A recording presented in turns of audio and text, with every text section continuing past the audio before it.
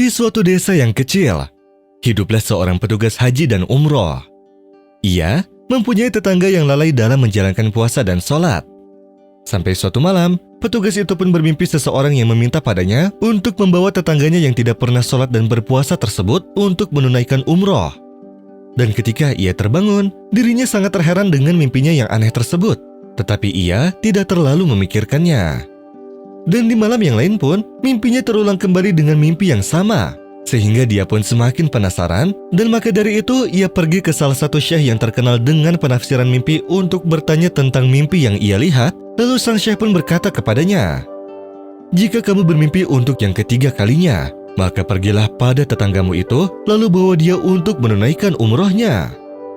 Secara tidak sengaja ia pun bermimpi yang sama untuk ketiga kalinya. Lalu ia pun pergi untuk mencarinya. Lalu ia pun memintanya agar ikut bersamanya untuk menunaikan ibadah umroh.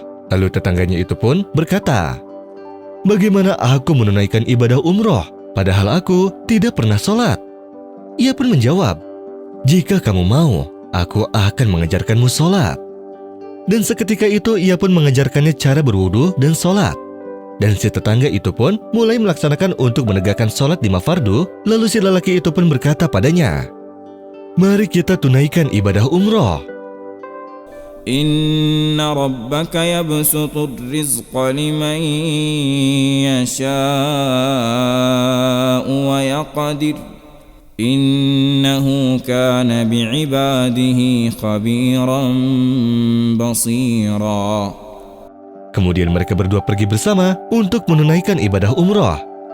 Si tetangga itu pun menunaikan umrohnya.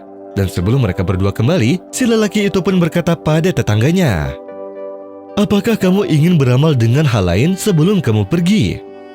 Tetangganya pun menjawab, "Ya, aku ingin sholat 2 rakaat di belakang makam Sayyidina Ibrahim alaihissalam." Kemudian ia pun pergi ke makam Nabi Ibrahim alaihissalam. Dan ketika ia sholat, ia pun meninggal dunia dalam sujudnya.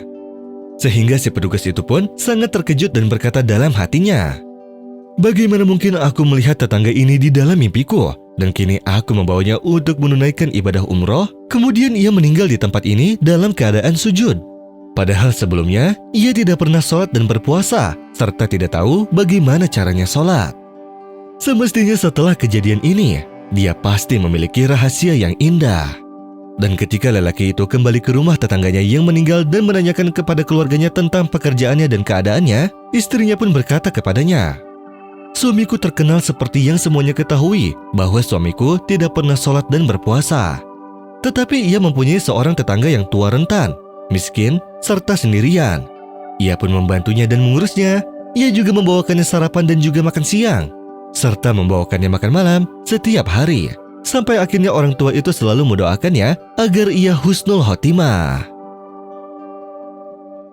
وَمَنْ أَحْسَنُ قَوْلًا مِّمَّنْ دَعَا إِلَى اللَّهِ وَعَمِلَ صَالِحًا وَقَالَ إِنَّنِي مِنَ الْمُسْلِمِينَ.